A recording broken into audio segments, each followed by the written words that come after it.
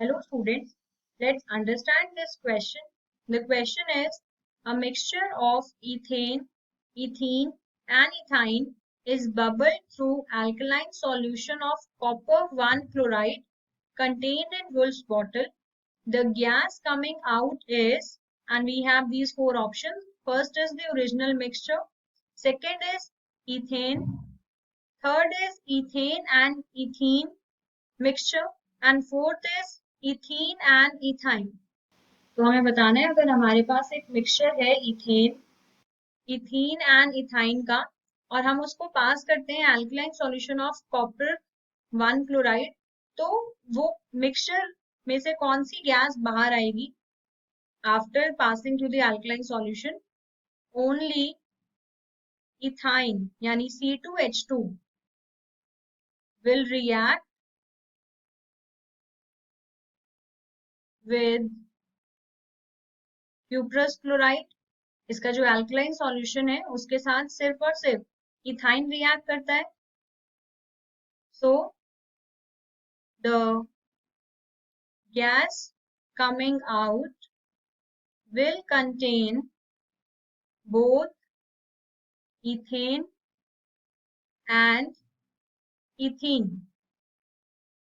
तो अगर हम रिएक्शन देखते हैं तो इथाइन का रिएक्शन है, इथाइन इज दिस जिसमें कार्बन हाइड्रोजन प्रेजेंट है एंड कार्बन में ट्रिपल बॉन्ड है। अगर हम इसको रिएक्ट करते हैं with cuprous chloride that is Cu2Cl2 in the alkaline medium, so alkaline medium हम basically provide करते हैं अमोनियम हाइड्रोक्साइड से, तो ये यहाँ से रिएक्ट करके एसिटाइलाइड बनाता है। सो ये हमें एक एसिटाइलाइड मिल जाएगा जो इसके साथ रिएक्ट करके रेड कलर का पीपीटी फॉर्म करेगा एंड इसके साथ यहाँ से होगा अमोनियम क्लोराइड एंड वाटर, ये बाय प्रोडक्ट्स होंगे। सो ये रेड कलर का पीपीटी बन जाएगा। तो ये अब गैस स्टेट में नहीं है, तो अगर गैसियस मिक्सचर जो बाहर आएगा वो क्या होगा, उसमें बस इथेन एंड इथीन। सो अगर हम ऑप्शंस के अकॉर्डिंग देखें, so that is given in the C option. So we can say that the correct option is C option. We have this alkyne and इसमें react कर रहा है H plus in the presence of water and mercuric ions and it is forming a product. Addition of water in the reaction is an example of, and we have these four options. First is electrophilic addition, second is nucleophilic addition, third is free radical addition and fourth is electrophilic substitution. तो हमें इस reaction में जो addition हुआ है water का, जो product बनेगा उसके बेस पे हमें बताना है कि वो इनमें से किसका एग्जाम्पल है। So in this question we have been given that this alkyne reacts with mercuric ions, H plus and water and forms a product। ये A प्रोडक्ट है जो हमें बताना है। तो हम सबसे पहले तो इस रिएक्शन को समझते हैं। हमारे पास यहाँ पे जो एल्काइन है इसमें सबसे पहले ये जो इलेक्ट्रॉन डेंसिटी है इस पे रिएक्शन होगा Hg+2 के साथ। तो ये इलेक्ट्रॉन क्लाउड Hg+2 पे अटैक करके एक साइक्लिक ट्रांजिशन स्टेट बनाएगा जिसमें ये इलेक्ट्रॉन क्लाउड दोनों कार्बन एंड Hg+2 आयंस के बीच में डीलोकलाइज हो जाएगा। सो ये एक इस तरीके का एक ट्रांजिशन स्टेट यहाँ पे बनेगा जिसकी वजह से इस कार्बन पे डेल्टा पॉजिटिव चार्ज आएगा क्योंकि इसकी जो इलेक्ट्रॉन डेंसिटी है वो 3 एटम्स के बीच में शेयर हो गई है। जैसे ही इसके ऊपर पॉजिटिव चार्ज आएगा तो जो वाटर है उसमें ऑक्सीजन के पास 2 लोन पेयर है, वो अपने एक लोन पेयर से इस पे अटैक कर देगा। So it will act as a nucleophile. तो यहाँ से जो प्रोडक्ट हमें मिलेगा उसमें इस कार्बन पे बेंजीन रिंग है, इसके ऑलरेडी 2 बॉन्ड है इस कार्बन के साथ। यहाँ पे इसने जैसे ही ऑक्सीजन ने अटैक किया, ये वाले जो बॉन्ड की इलेक्ट्रॉन डेंसिटी है या थोड़ी सी भी जो इलेक्ट्रॉन डेंसिटी है वो Hg पे आ जाएगी, यानी यहाँ से बॉन्ड ब्रेक हो जाएगा और इधर से बॉन्ड बन जाएगा वाटर के साथ। ऑक्सीजन के पास दो में से अब एक ही लोन पेयर बचा, तो उसके ऊपर आ गया प्लस, एंड यहाँ से एसोसिएशन स्टार्ट हो जाएगी मरकरी आयन की। सो इन द नेक्स्ट स्टेप यहाँ पे ऑक्सीजन अपने लोन पेयर को वापस लेने के लिए H प्लस निकाल देगा। So loss of H plus in the presence of water, so simultaneously attack होगा, इधर से H प्लस निकल जाएगा और इधर से ये मर्क्यूरिक आयन निकल जाएगा, एंड अल्टीमेटली जो प्रोडक्ट हमें मिलेगा, तो इफ वी सी यहाँ से हमें फाइनल जो प्रोडक्ट मिलना है उसमें यहाँ बेंजीन रिंग ये हो जाएगा OH, एंड फिर इसके बाद यहाँ पे अटैक हुआ तो H प्लस यहाँ से निकल गया, एंड यहाँ डबल बॉन्ड और ये हो जाएगा CH2। Now we are getting a enol form, ये ज्यादा स्टेबल नहीं है तो ये अपने आप को कन्वर्ट कर लेगा कीटो फॉर्म में, तो यहाँ पे होगा tautomerism and it will convert to the keto form by tautomerism. So this is the final product A, जिसकी हमें क्वेश्चन में बात की गई है।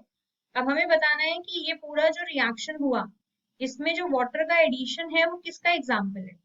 अगर पहले H प्लस ऐड होता तो हम बोलते हैं इलेक्ट्रोफिलिक एडिशन, क्योंकि इलेक्ट्रोफाइल पहले ऐड हुआ है, लेकिन हमें दिख रहा है यहाँ पे पहले ऐड हुआ water as a nucleophile, so it is an example of nucleophilic addition. You can say this is nucleophilic addition, क्योंकि न्यूक्लियोफाइल पहले ऐड हुआ है। ऐड तो दोनों ग्रुप्स ने होना है, जो पहले ऐड होता है उसके बेस पे हम नाम करते हैं। तो अगर हम ऑप्शंस के अकॉर्डिंग देखें, so we can say that the correct option is B option. Which one is the correct order of acidity?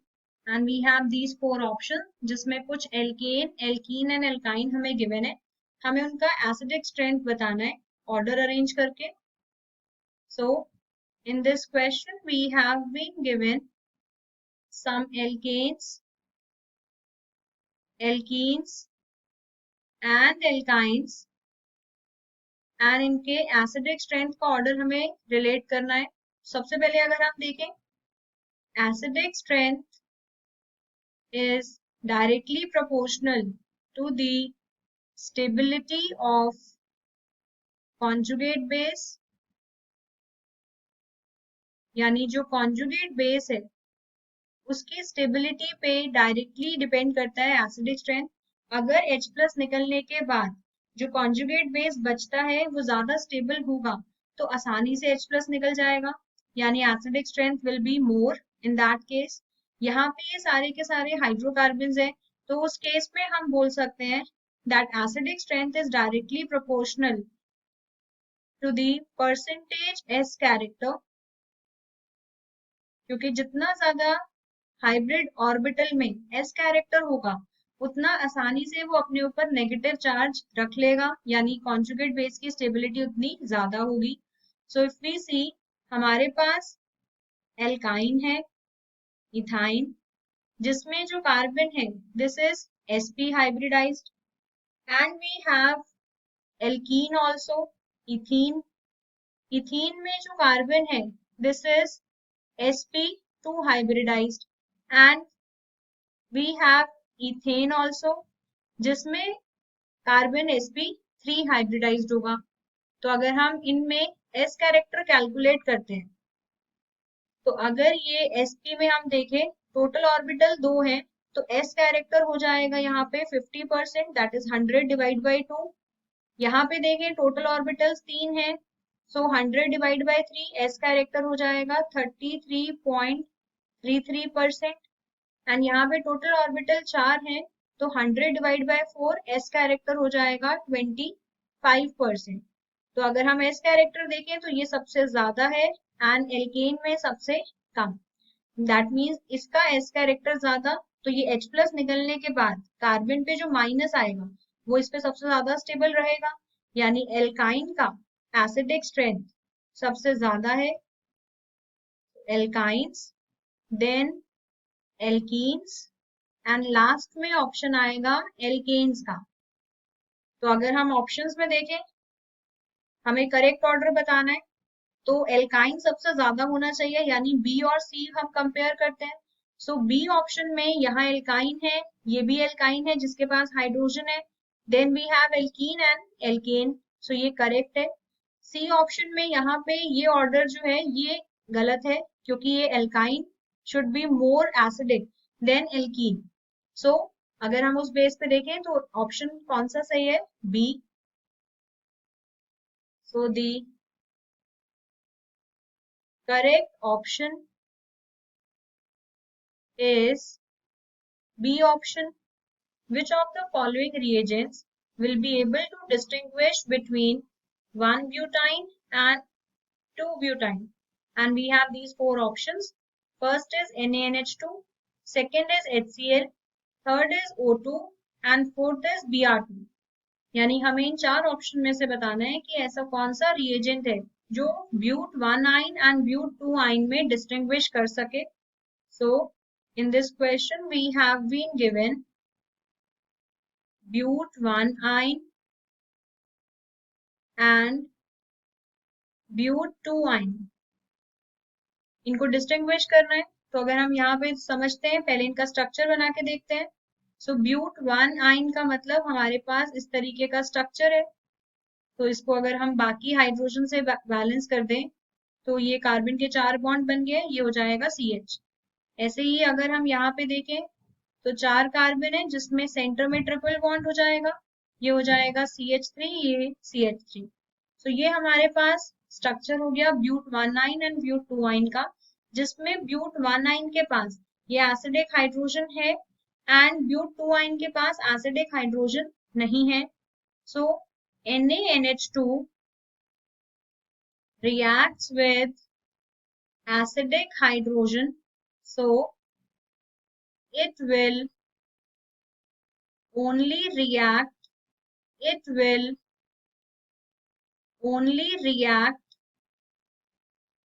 with but 1 ion and not with but 2 ion, क्योंकि उसके पास एसिडिक हाइड्रोजन नहीं है, तो ब्यूट 2 आइन के साथ वो रिएक्ट नहीं करेगा।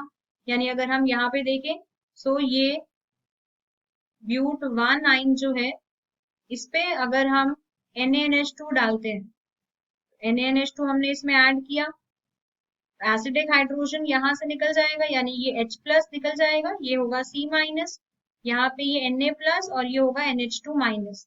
तो कैटायन एनायन एक्सचेंज हो जाएंगे, Na इधर आ जाएगा, H इधर आ जाएगा, सॉल्ट बन जाएगा Na, ये हो जाएगा C-, इलेक्ट्रोस्टैटिक बॉन्ड बनेगा यहाँ पे CH2 CH3 एंड ये हो जाएगा NH3। सो यहाँ से अमोनिया गैस इवॉल्व हो जाएगी एंड ये हमें प्रोडक्ट मिलेगा।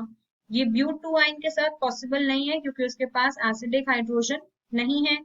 बाकी सारे रिएजेंट्स दोनों से रिएक्ट कर जाएंगे, तो हम सिर्फ फर्स्ट ऑप्शन जो हमें गिवन है सोडामाइड, इसी से हम डिस्टिंग्विश कर सकते हैं। सो अगर हम देखें तो we can say that the correct option is A option, that is NaNH2. I hope it is clear to you now. Thank you.